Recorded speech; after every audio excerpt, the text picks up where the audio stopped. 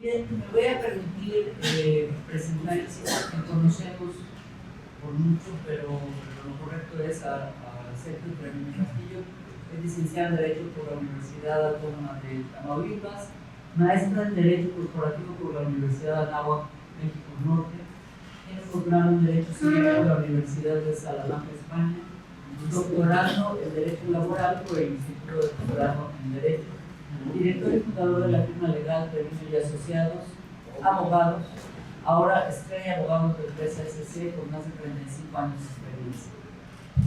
Adicionalmente, es consejero nacional y abogado general de la Baja Mexicana Colegio de Abogados, miembro de la ANADE, Asociación Nacional de Abogados de Empresa, miembro de la Academia Mexicana de Derecho Procesal y Trabajo, secretario del Consejo Directivo de Coparmex Tampico, presidente de la Comisión Laboral de Coparmex Tampico, conferencista y capacitador en múltiples temas laborales y para terminar con la lista hoy pequeña que nos ha enviado, porque esto es una semblanza, también es autor de diversas publicaciones en revista laboral, revista del abogado corporativo y en el periódico El Universal. Bienvenido y muchas gracias por aceptar esta tarde y tocar este tema de tanta actualidad para nosotros. Gracias, Sergio.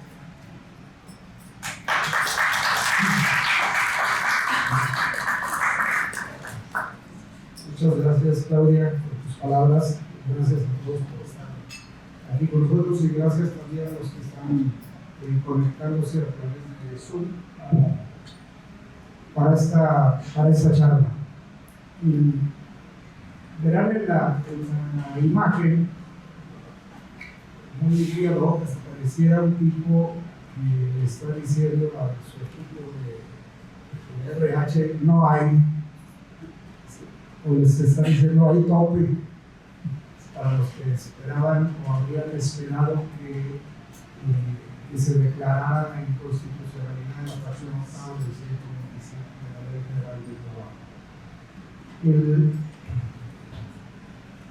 A tono con esto, les pasaré de manera de contexto, les compartiré una presentación que he preparado, en cuya parte iniciaré muchos aspectos generales sobre la PTU, la manera en que está su regulación y algunos datos informativos que si alguien desea consultarlos, ahí van a tener la referencia del Diario Oficial de la Federación en el que fueron publicados todas las resoluciones de las comisiones nacionales de participación de los trabajadores en las utilidades de las empresas.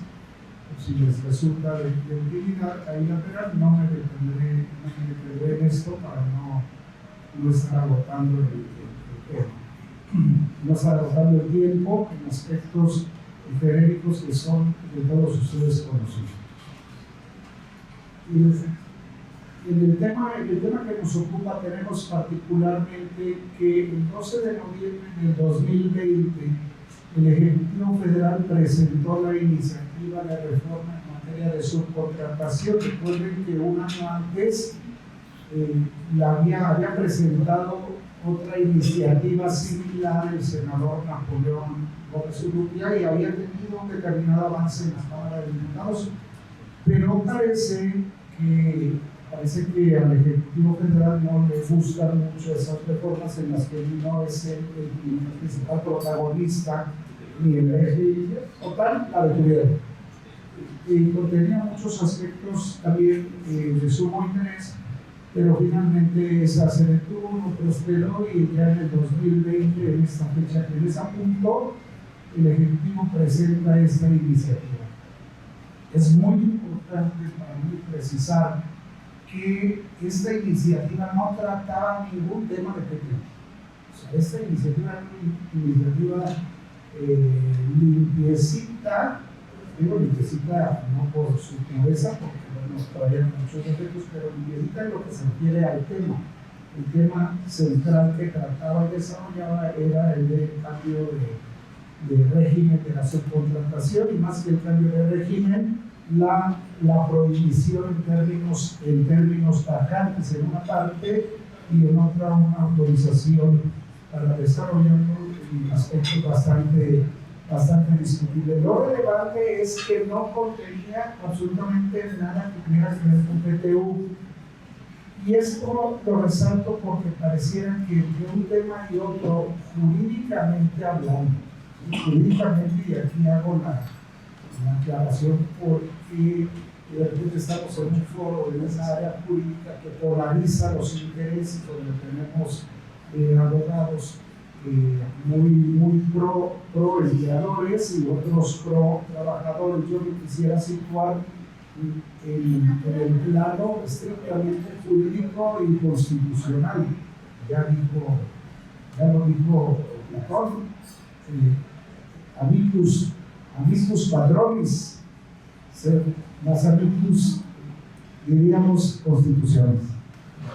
Entonces, en esa línea quisiera hacer esa salvedad de que el tratamiento que se dará al tema será estrictamente en el ámbito jurídico, y entiendo todas las razones que podría haber en un sector y en el otro para decir por qué sí, por qué no, por qué tenemos PTU, por qué tenemos el porcentaje, por qué esto generó los procesos de tercerización. Pero finalmente lo quiero centrar al espectro netamente jurídico y constitucional principalmente. Esta iniciativa en el 2020 produjo muchos desencuentros y junto con ellos muchos temas que estaban en la bandeja legislativa para su negociación, de tal manera que en el primer periodo de sesiones del Congreso de aquella época no pasó nada y se dejó para el siguiente, del 1 de febrero al 30 de abril, y precisamente es en ese donde se incorpora como una moneda de cambio. Está mal decirlo, pero realmente eso parecía, o eso parece, así que no se introduce como una moneda de cambio. Mira, aquello que estaba irregular, aquello que desde la perspectiva de la reforma era irregular por los años anteriores y que te cargó el pasado, pero no te cargó el futuro, y además te doy un aliciente de juicio de los trabajadores, porque voy a poner límites a un derecho, límites que no existían. Y bueno, pero tampoco existía la realidad de derecho porque el tema de la PTU estaba controlado, porque los ingresos de las prestadoras de servicios pues eran ingresos que estaban también de alguna manera incorporados para que no produjeran utilidades, y las utilidades se quedaban en otros entes corporativos. Entonces, como moneda de cambio se introduce ese tema y así pasa. Y así tenemos que sale la reforma añadiéndole a todo lo relativo a la subcontratación el tema del tope, el pago del PTU, situándolo a 3 meses de salario o al promedio de los últimos 3 años, lo que resultase más favorable al trabajador. Esto de alguna manera suavizó el tema, y decían en este intermedio que hubo de la reforma hasta la sentencia que acabamos de conocer, hubo muchas expresiones del sector empresarial. Flaco favor me hicieron tomando las utilidades y a punto estaban de declararse inconstitucional. Y bueno, yo creo que tampoco es un tema que esté escrito en piedra. Me parece que todavía hay muchos aspectos que se podrían seguir considerando. Pero finalmente así es como queda, y el 23 de abril de 2021 se publica el decreto que contiene esta reforma. Recuerden que la reforma de subcontratación fue sumamente amplia. Desde mi punto de vista ha sido de las reformas más trascendentes que hemos tenido en los últimos 25 años, la de más alto calado y profundidad, cuyo objetivo, o uno de los objetivos, era impedir las malas prácticas que se habían estado produciendo en materia de tercerización. La novedad es la adición que se hizo de la fracción octava al artículo 126 para hacer la limitación o el tope de las utilidades. Ahora, La fracción sexta del artículo 123 constitucional, apartado A, la fracción sexta, habla de que habrá una comisión, algo para poner el parangón, la fracción sexta habla de que habrá una comisión tripartita para la fijación de los salarios mínimos. Imagínense, y lo digo porque el tema tiene una similitud. A pesar de tratarse de conceptos diferentes, también a su vez la fracción 9, que es la de PTU, dispone el constituyente o confiere la facultad para estos efectos a una comisión nacional también de naturaleza tripartita para la fijación del porcentaje que habrá de corresponder a la participación de los trabajadores en las utilidades de las empresas.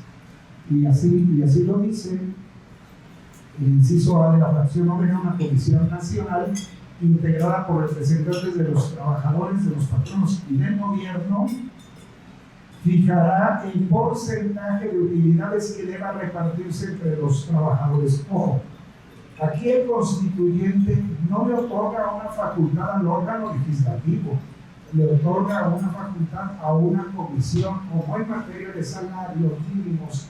En la fracción sexta se le otorga también a una comisión tripartita.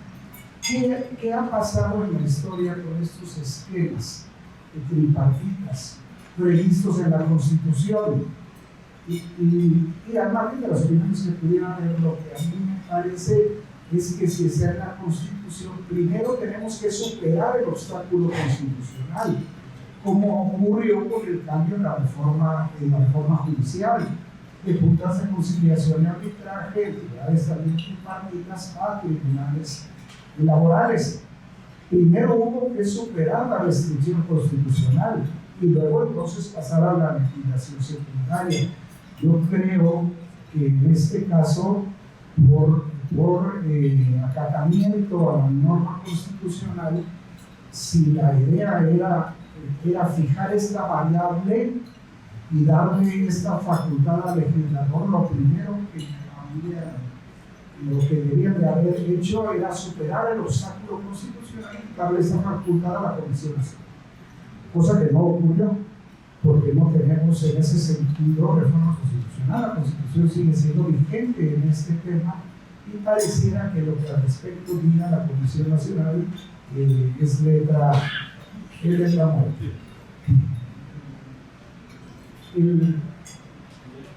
Les decía, la reforma fija este tope o esta variable de topes, uno relacionado con los 3 meses y otro en su caso relacionado con el promedio de la que se hubiera recibido en los últimos 3 años, y eso también les apunte, son 3 años, son necesariamente los 3 años o podrían ser 2 años. De alguna manera un complemento documental que es la guía que estudió la Secretaría de Trabajo y Previsión Social hace la referencia de que el tema de antigüedad no se volverá una restricción siempre y cuando se den estas características, o la antigüedad esté dentro de esos 3 años, y así podrían haber otro número de años. Sin embargo, en la realidad, en cuanto se refiere al promedio, parece que el cumplimiento de un esquema de subcontratación, por supuesto que no me interesaba el promedio, tenían medidas, tenían muy pocas utilidades, o tenía otro tipo de prestaciones con las cuales se trataba de compensar la ausencia de participación de los trabajadores en las utilidades de las empresas.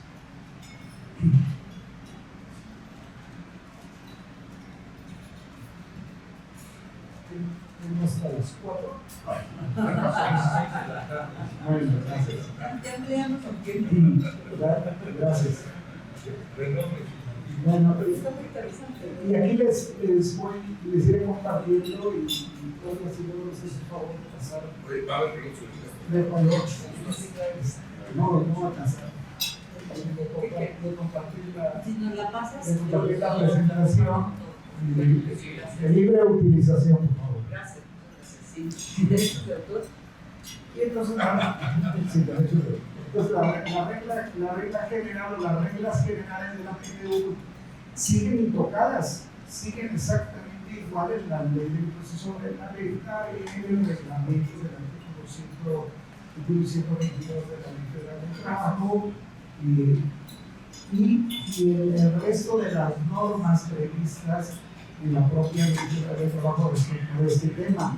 Es decir, aquí solamente tuvimos una visión, pero una visión de un tema tan complejo que por sí solo produce muchas inconsistencias, pero además tan desasiado que inicia su vigencia al día siguiente después de la expedición. Esto nos trae más a los fiscalistas, a los financieros y a los compradores, o les trajo el tema de qué voy a hacer si esto inicia a partir del 21 de abril, cuando las utilidades son un elemento, si bien originalmente de naturaleza laboral, toda su mecánica de cálculo y previsión está sujeta a los ingresos anuales de las personas físicas y morales.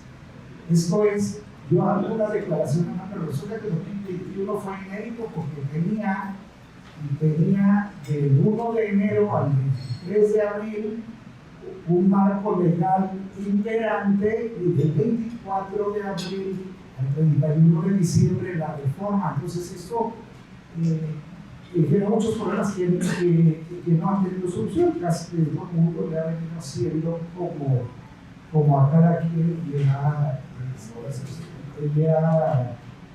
dispuesto su criterio, y así lo que hicieron la mayoría fue ajustar la reforma a toda la anualidad, independientemente de que hubo un periodo que estaba sujeto a una previsión legal anterior y otro periodo a una nueva. Y esto creo que puede generar temas de irretroactividad que no están previstos y que no están resueltos del todo. Aunque la sentencia resuelve por ahí el tema de la retroactividad, y yo creo que todavía es viable que alguien que haya prestado sus servicios laborales, imagínense, del 1 de enero al 15 de abril, es decir, no le tocó la nueva ley, pero sí habría sido un candidato a la PTU. O sea, ¿cuál le van a aplicar? ¿Cuál le habrían de aplicar? Y aquí entran muchos temas de la teoría constitucional respecto de cómo abordar tanto expectativas de derechos como derechos adquiridos. Pero finalmente creo que son algunos temas que todavía por implementar y que crearon muchos problemas y lo seguirán creando, porque una figura tan compleja simplemente se le hizo una adición, pero no se adaptó el resto del marco normativo, y mucho menos se adaptó la restricción constitucional de que esto era por competencia de esa misma categoría a cargo de una comisión nacional y no a cargo del órgano legislativo, como tampoco lo es, y por eso les hablaba de la fracción sexta, la determinación de los incrementos a los salarios mínimos. Fíjense que tuviéramos una determinación legal que modificara el esquema de fijación de salarios mínimos o pusiera topes. O sea, yo creo que estaríamos en un caso bastante o muy similar a este, cuyo escrutinio para el análisis constitucional debería ser de muy alto calado, y no desgraciadamente como el que se hace en la sentencia que hoy comentamos. Les comparto por ahí muchos otros temas que tienen que ver con la PTU en lo general. Los plazos que se producen, particularmente me refiero a la regla del artículo 9 de la Ley del Impuesto sobre la Renta, que determina la base para la fijación, y que no es otra cosa que la renta agravable, o como le dirán otros, la actividad fiscal. Y a los abogados no nos gusta mucho en términos generales esto de la PTU, más que para desarrollos como los que estamos usando ahorita. Y no nos gusta porque nos regresan al tema del que siempre hemos querido huir, que es el de la matemática y el cálculo. Entonces siempre a eso le sacamos la vuelta, no concursalistas que sí están impuestos a los grandes números, pero particularmente al abogado laboral estos temas no han sido de su interés más que en esa línea superficial teórica, pero ya entrarle a otra dinámica o entrarle a la discusión de si la mecánica del cálculo es o no correcta, normalmente no le entramos. Y como había una jurisprudencia que decía las juntas de conciliación y arbitraje son incompetentes, mejor interesan esas relaciones. ¿Sí? Y no dejamos utilidad, eso es que las mandaba para afuera por incompetencia, porque efectivamente la opinión laboral era y es incompetente si no tenemos PTU líquida o PTU fiscalmente determinada. ¿Por qué? Porque la determinación de la PTU es la determinación del cálculo es de naturaleza fiscal, por un lado, y por otro, la impugnación del reparto que individualmente le pudiera corresponder a cada trabajador, tiene medios de defensa también de naturaleza fiscal, tanto directos por el indebido llenado de la declaración anual, como algunos inclusive en contra del proyecto de reparto hecho por la comisión mixta del PTU. Vean cómo aquí volvemos otra vez a este tema de los organismos, este tipo de organismos de naturaleza sui generis como las comisiones mixtas, pero también son sujetos de responsabilidad de una posibilidad de medios de defensa en contra de sus determinaciones, porque la ley sí dice que el proyecto de reparto lo formula la comisión mixta. La realidad es otra, parecida, pero la ley dice que el proyecto de reparto le corresponde su formulación a la comisión mixta, que al efecto se deberá crear. Y el empleador tiene obligación de constituir la comisión mixta. Claro, es una de las obligaciones que vienen en el 132, constituir las comisiones mixtas que ordenan la ley, y esta es una de ellas. En los plazos nada más me detengo un poquito. En el caso de personas morales, dice la ley del impuesto sobre la renta que el impuesto del ejercicio se pagará mediante declaración que se presentará dentro de los 3 meses siguientes a la fecha en que termine el ejercicio fiscal. El ejercicio es anual, por eso esto es a fines de marzo. ¿Sí? Son a fines de marzo. Claro, alguien lo podría hacer antes, pero ese es el plazo fatal. Y en tratándose de las personas físicas, eso se recorre un mes más y permite la posibilidad de que sea hasta fines de abril cuando se presente la declaración. Porque a partir de la declaración se empezarán a contar los 60 días que la ley señala como plazo para hacer el pago de las utilidades repartibles. Claro, si es que el resultado fiscal las produjo. Porque este es un concepto, es que hay mínimos y máximos, no, este es un concepto fijo y ese es el problema tanto de los topes como del porcentaje. Y acá va a salir un criterio del Seguro Social donde es que en la PTU es el porcentaje, o en su caso con la reforma de tope, y no puedes dar menos, ni puedes dar más. Si le das más por ese concepto, eso que le estás dando de más no es PTU. O sea, aquí no hay variables, aquí es el monto que corresponda en función del resultado fiscal de la anualidad inmediata. Porque si le das más, o puedes dar más, o calculas más, ese excedente va a integrar para efectos de la determinación de las cuotas sobre oportunidades. Y entonces va a ir generando otro tipo de aspectos que es muy importante considerar. Y toda la parafernalia que tenemos ya existente para cumplir con toda la regulación de la PTU, tengo que darle la declaración. Fíjense que eso es algo muy complicado porque los empleadores dicen, ¿cómo crees que le voy a dar al trabajador de menor rango que quiera la declaración? La tienes que dar. Es la certeza la verdad a la mayoría de los trabajadores, y si no tienen significado cómo asumes el rol de mayoría, entonces sí hay muchos aspectos. Asumen los trabajadores tienen obligaciones de secrecía, de confidencialidad y de no compartir o compartir de ninguna manera la información que para este efecto les sea proporcionada. Y la falta de cumplimiento de estos requisitos puede generar las sanciones establecidas en la parte final de la Ley Federal del Trabajo de responsabilidades y sanciones con un importe de 250 a 5,000 UMAS,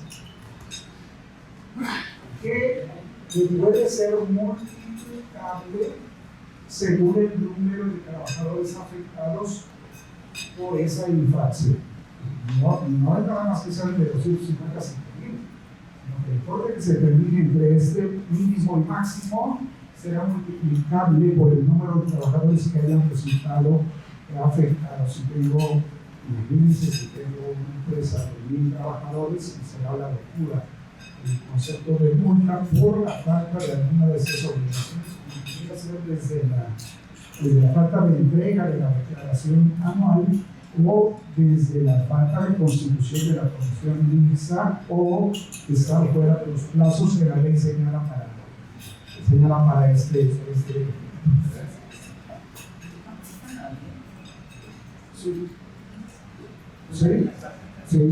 Claro, sí. En mi oficina tiene muchos temas regulatorios laborales bajo la vía administrativa, y sí, hay operativos especiales de inspección para revisar el cumplimiento de obligaciones patronales en materia de PTU. Y claro, ahí es el sufrir en la inspección. Oye, dame la constancia de que le diste la entrega de la declaración a los trabajadores y les ha todo caminar. De que tiene la de que tiene, sí, pero depende, no siempre hay tiempo, porque si se trata de un tema que provenga de queja, seguramente ni siquiera vayas a tener y al momento de la inspección te vayan a tener la presentación del cumplimiento de la normatividad, en la perspectiva documental. Y otros temas que ya no los quiero distraer para pasar directo al tema del debate constitucional sobre el tope máximo de 3 meses o del promedio de los últimos 3 años, porque se puede confundir que se refiere únicamente al tope máximo de 3 meses. Son 2 tipos de topes: el de los 3 meses o el promedio de los últimos 3 años. Y al efecto,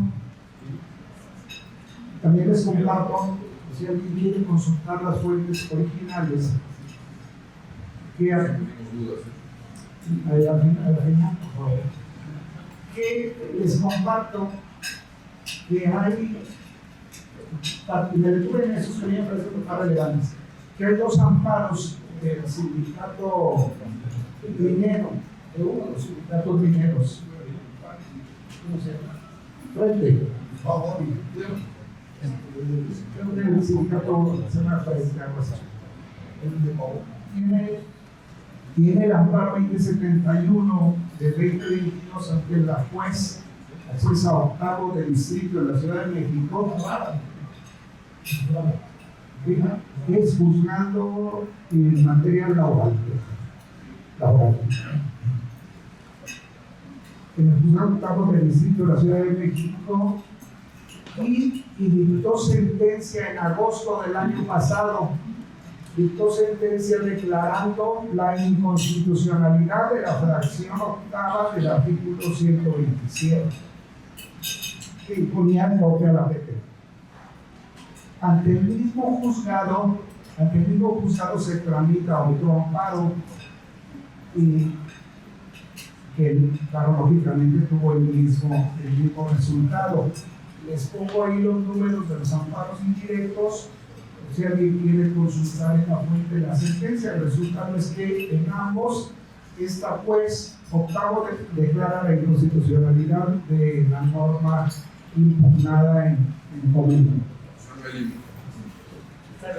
Regresaría.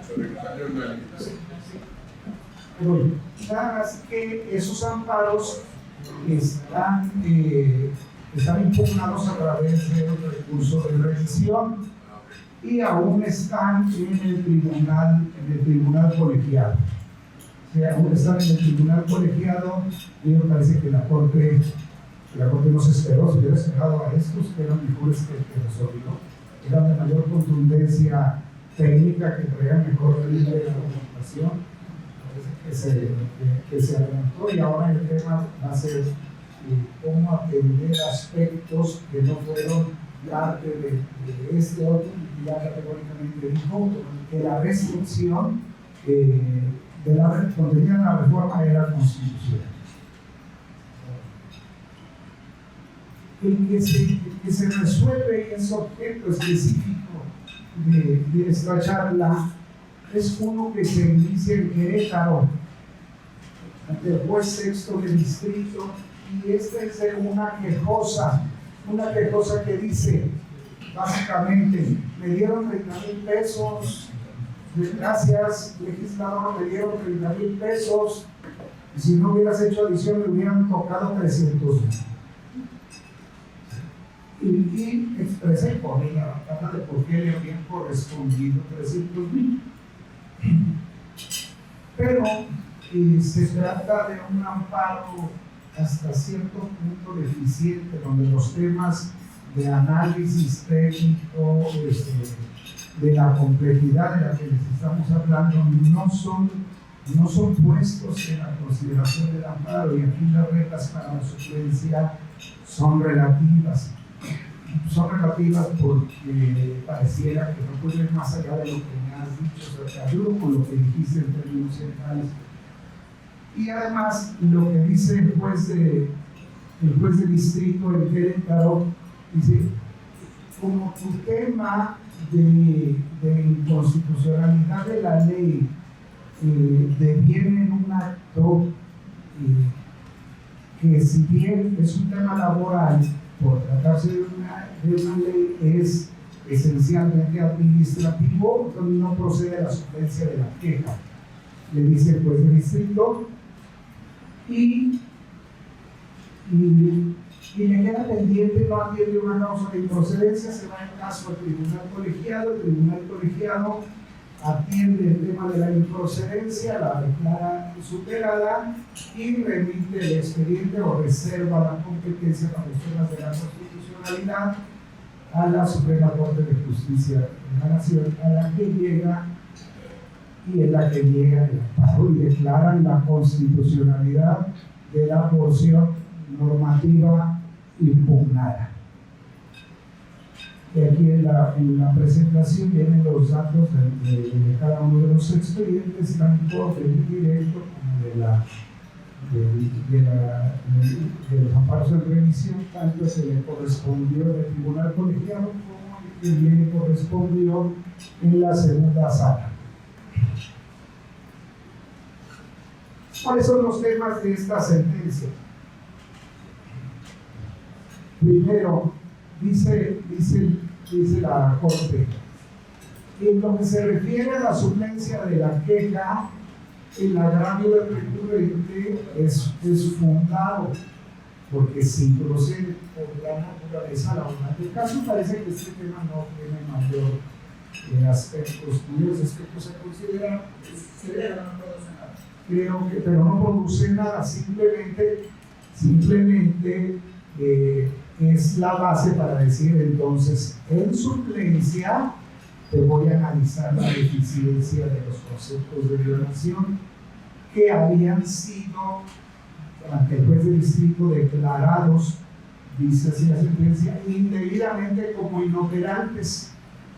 Dicen, no son inoperantes, se equivocó el juez, son infundados.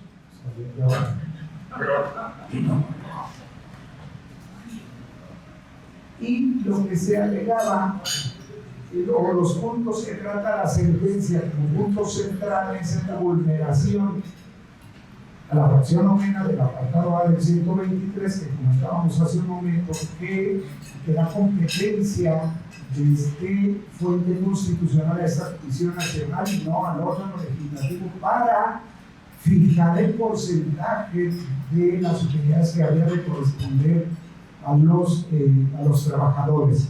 Otro de los temas que trata la sentencia es el del principio de irretroactividad de la norma y finalmente el análisis de la legalidad del acto de aplicación consistente en el pago de PTU. Aquí se reclamaba, además de la porción normativa comentada, se reclamaba la expedición de la guía que emitió la Secretaría de Trabajo y Previsión Social respecto al pago de PTU para ese ejercicio posterior al año de la reforma.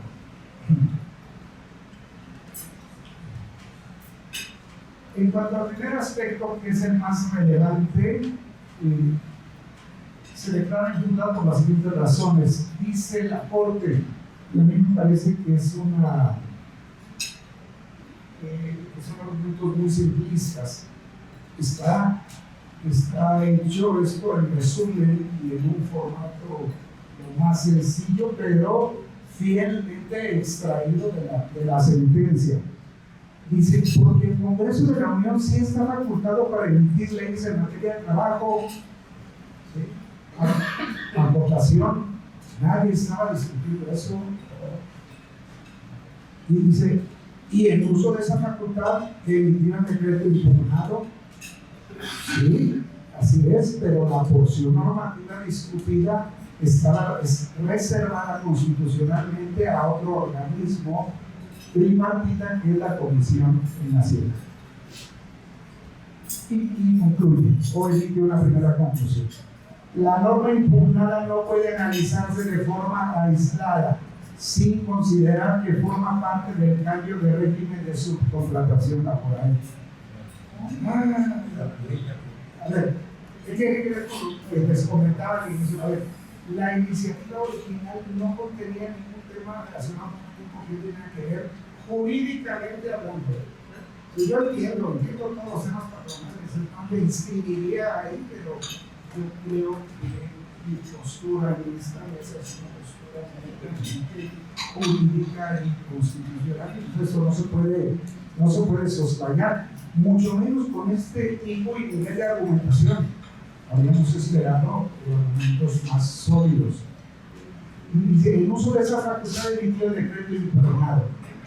Primera conclusión, segunda conclusión, dice que el tope de los 3 meses no es absoluto, pues admite la posibilidad de promedio de los últimos 3 años.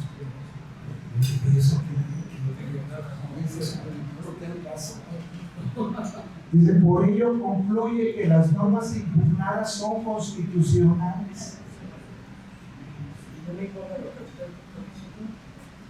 Y la tercera conclusión, y lo pongo así porque no dice más cosas, no dice más cosas.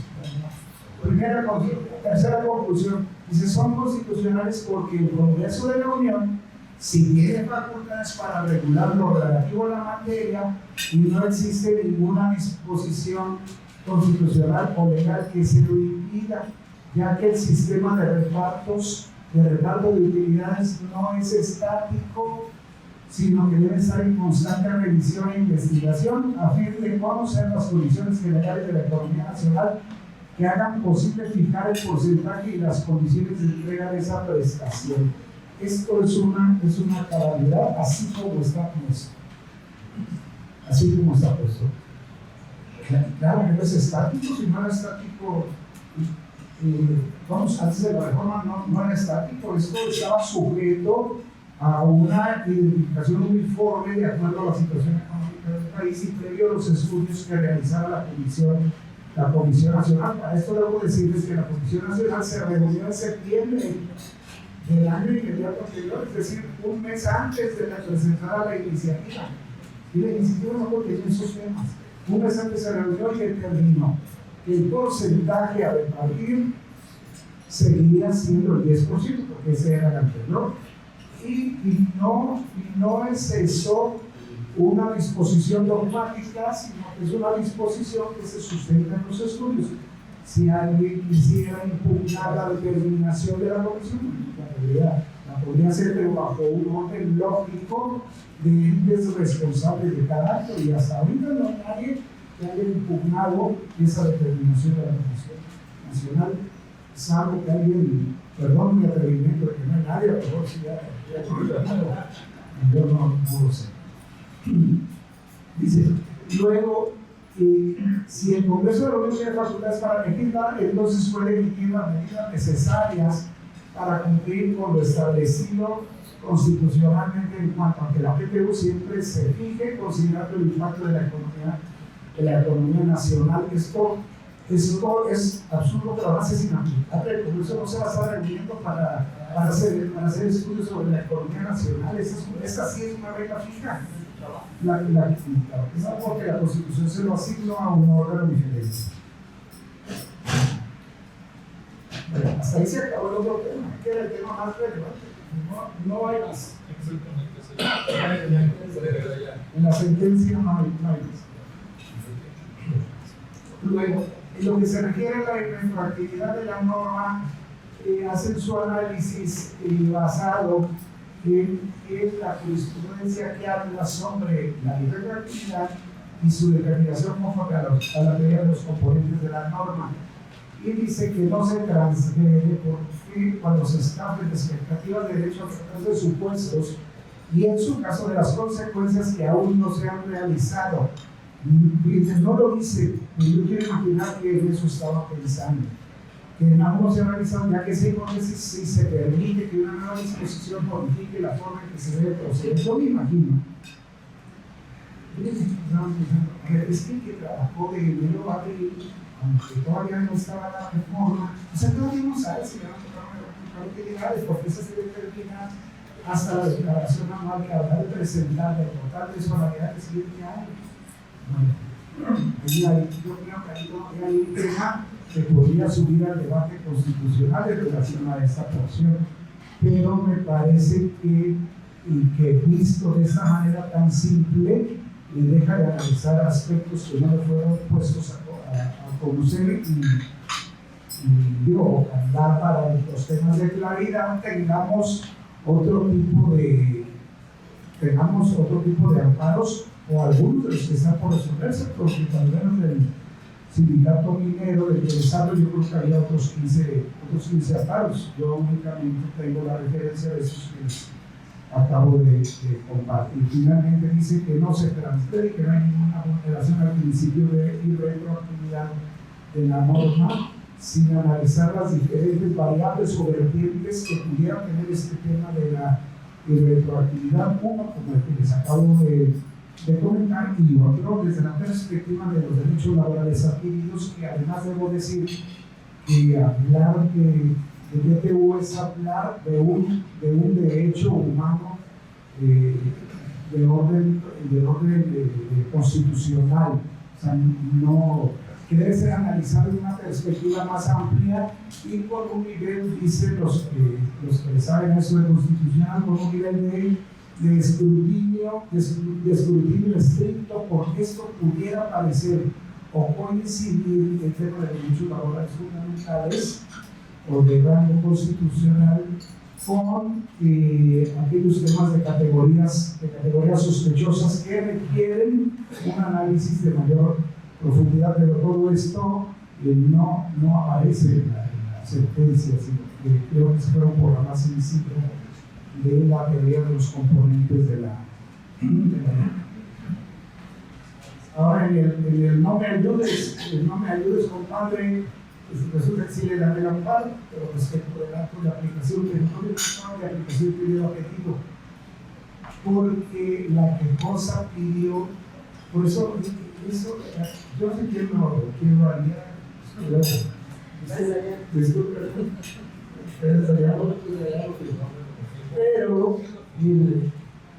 Pero la quejosa reclama la inconstitucionalidad de la norma y la expedición de la guía porque contienen el tope o los topes, si se quiere decir así. Por eso se combate. Y dice, fíjate que sí tienes razón en lo que hace a la guía, porque resulta que de acuerdo al amparo, tú no tienes 3 años trabajando, pero tienes 2 años, y la guía dice que sí se puede analizar el promedio. Yo no le puse eso a consideración, además a lo mejor yo ya sé que el tope que me están aplicando es mayor que cualquier promedio. O sea, aquello no forma parte del debate constitucional. Y le dice, bueno, te concedo el amparo para que te analicen nuevamente si el promedio de PTU por el tiempo que llevas trabajando, por los ejercicios que has venido trabajando con ese empleador, es mayor o no a lo que te están dando. Flaco favor, pero no me estás dando algo que no tiene que ver con lo que yo te pedí, porque yo te pedí o te reclamé la expedición de la guía en función de que de alguna manera reforzaba la decisión legislativa de imponer estos límites.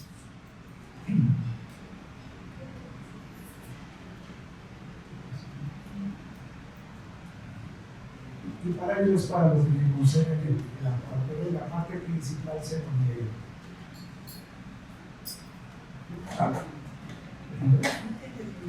A ver, ahora ver,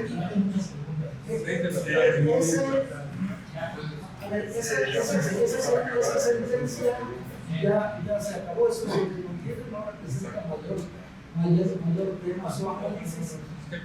Pero quisiera compartirles la visión del otro lado, la de la jueza que declaró la inconstitucionalidad de esta porción normativa en los amparos estos del sindicato minero, que si ustedes la ven con detalle, es cierto, eso no se ve, pero esta sentencia del juzgado de distrito es considerablemente de mayor nivel técnico y análisis que la de la Corte. Qué pena. Qué pena. Y fíjense que esta aborda algunos aspectos que a mí me parecen relevantes para sustentar su decisión.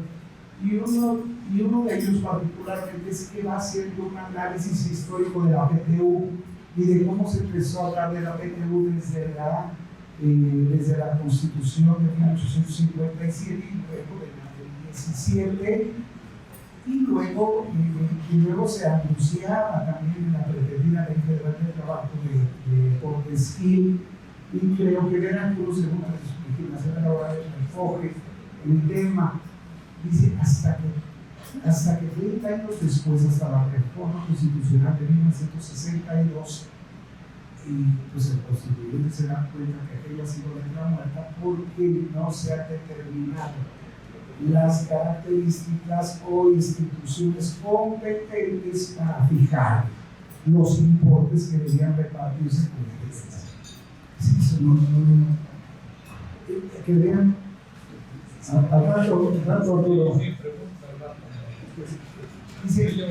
dice que entonces después de o más bien ya con la reforma constitucional del 62, les decía, se introduce ya el tema, y se introduce además de manera, se introduce junto con el de la fracción sexta, el tema de la creación de estas comisiones tripartitas, tanto para la fijación de los salarios mínimos como para la fijación del porcentaje a repartir de PP. Y va haciendo este análisis y extrae de la exposición de motivos de la 62 la regla clara de que esta parte corresponde a la Comisión Nacional, es decir, todo aquello accesorio inclusive las excepciones que pudiera haber en materia de PTU, de cómo podría haber entes que estuvieran exentos de dar PTU o algunas características complementarias, sí quedaban bajo la reserva de actuación del Poder Legislativo, es decir, con excepción de la fijación del porcentaje, AREFA, el Poder Legislativo tuvo, por disposición del artículo 73, creo, tiene facultades para emitir leyes en materia de trabajo que incluyan esto de la PTU con excepción de aquello, porque aquello tiene reserva constitucional para otro órgano. Y dice, entonces, en este análisis histórico, la fuerza,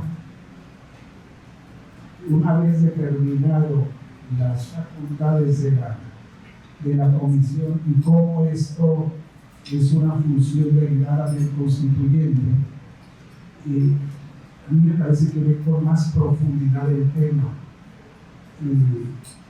sobre todo en el tema central. Y el tema central empieza a ver aquellos conceptos de escrutinio estricto y escrutinio ordinario y del test de proporcionalidad para determinar si la norma aplicable superaba los elementos de esa ecuación de proporcionalidad para saber si efectivamente era una ley que no contrariaba los principios constitucionales.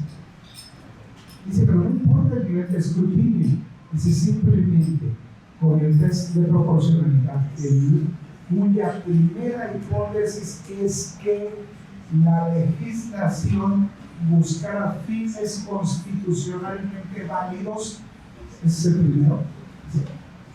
Dice así, como que con la pena no pasa ni el primero. O sea, esta reforma no persigue un fin constitucionalmente válido por eso. Y entonces esa es la parte central por la que determina conceder el amparo. Y añade otros niveles de argumentación, y particularmente que si la Constitución no prevé limitantes, la ley no tiene por qué preverlos, o sea, no está dentro de sus facultades. Y si además de que no prevé limitantes, dispone que la fijación le corresponde a otro órgano y que esa fijación puede variar y decir el 10%, porque el órgano podría ser el 8 o el 5 o 11, dependiendo de las características de la economía nacional. Y eso sí tiene que ver con que la PTU no sea estática, no como equivocadamente lo dice la Corte, como no es estática, pues está bien esto de los pobres. No, sino como no es estática, si es correcto, es que hay una comisión que previos análisis económicos determine cuál es el porcentaje, o simplemente si quieres poner los topes, el legislador ponga los topes, pues sin problema, nada más cambia la Constitución, como acaba de cambiar en el tema de constitución y arbitraje. Es decir, si una norma constitucional contiene esta restricción y tú quieres tocarla, pues lo que tienes que hacer es cambiar la Constitución, como ocurrió en la reforma laboral del 2017, que el rango constitucional supera esa restricción del tripartismo para el efecto de las fuentes. Imagínense que tocar algunos órganos tripartitas, como podría ser el Seguro Social, bajo esta referencia, asignándole facultades al legislador, que sí me falta para legislar en materia de seguridad social, pues sí, pero este tema, o algunos temas, son intocables mientras no se modifique la Constitución. Y que las normas secundarias deben respetar las contenidas en la ley fundamental. Y dice además que esta visión por sí sola, dice, rompe o vulnera el propio objetivo de la reforma de subcontratación. Dice, si la reforma de la subcontratación tiene como objetivo la protección de derechos laborales, y evitar la precarización de los mismos, como si haces la reforma y quitas uno, o tapas uno, o reduces uno. Y esto tiene tantas variables como empleadores allá, como productos finales de sus resultados económicos que vengan por anualidad, y como trabajadores existan dentro de esas fuentes de trabajo. Gracias. Muchas gracias.